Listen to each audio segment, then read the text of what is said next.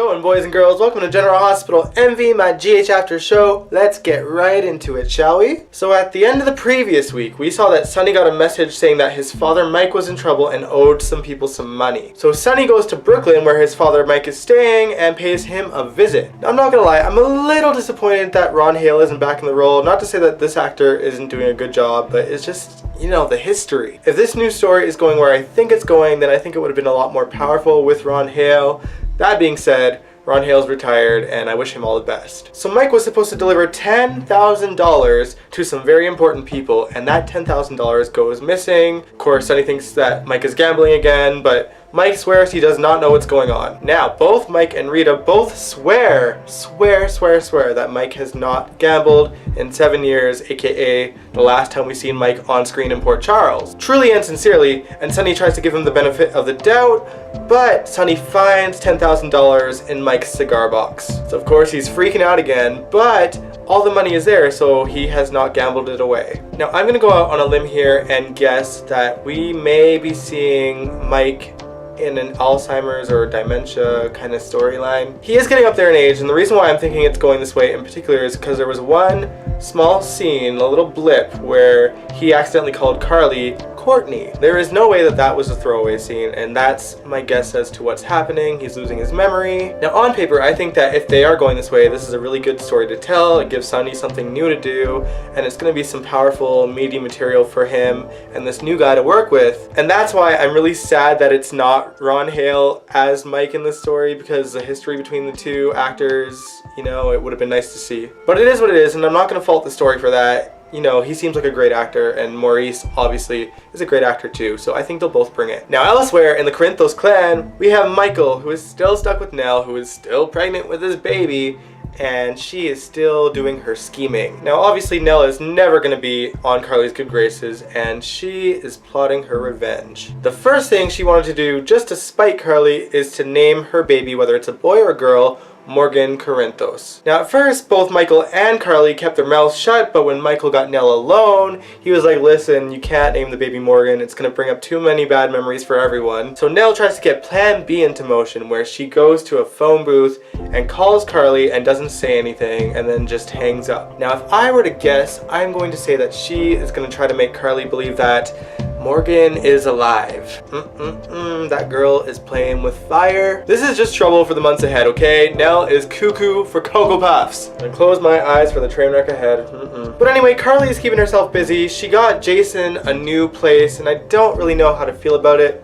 Nothing wrong with the set. It's actually a pretty nice set, to be honest. But it's not Jason's penthouse. It's so weird to have Sam and Drew living in Jason's penthouse. Now I know at this point that that penthouse is as much Sam's as it is Jason's, and you know, that's valid.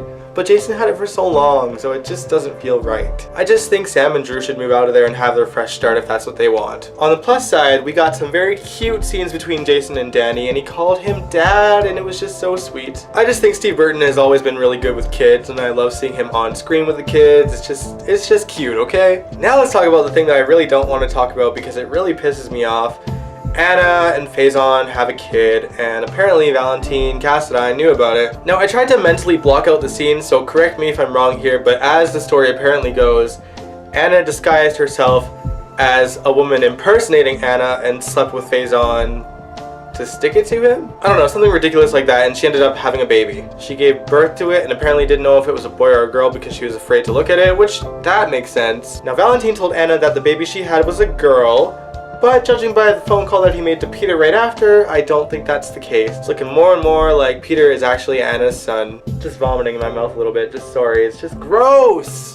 It's gross! Finally, we ended this week with a very somber episode, Nathan's funeral, of course. First of all, I'm super glad that they spent the entire episode just solemnly on Nathan's funeral. Apparently, it was a way for GH to pay homage to first responders that die in the line of duty, which is also nice. It was also great that they brought back a lot of characters, including Spinelli and Robin, and the best surprise was that Georgie returned as a ghost to help Maxie through the day. Y'all, it's been 10 years since the text message killer killed her, and I'm still so bitter about it. So anytime they bring her back, it's just wonderful to me. And of course, all the actors involved in this episode just brought their A game. I applaud all of y'all, you were so good. Kirsten Storms, Michelle Stafford, like bravo to the both of you especially. I wrote a review about this episode on my Tumblr, and I just mentioned that it was really surprising how there was so very little dialogue, but honestly there didn't need to be. Every actor just acted out the story with their eyes. I think it's safe to say that everyone that knew this funeral was coming knew what the funeral was going to be like. I mean, he's a cop, so there's all these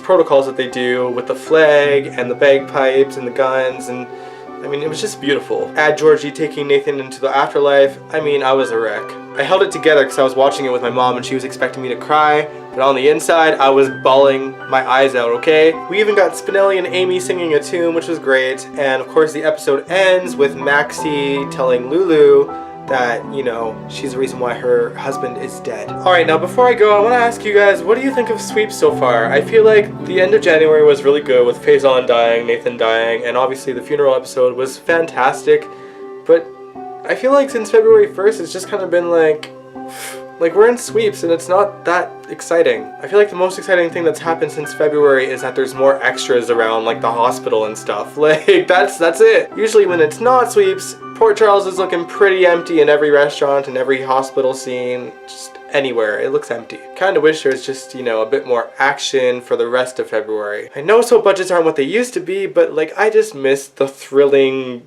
action-packed sweeps months that we used to get back in the day, you know? Anyway, I'm going to end the video here. If you like this video, give it a big old thumbs up, and you can subscribe to my channel if you want to. I do these videos every Sunday, and I will catch you guys next week.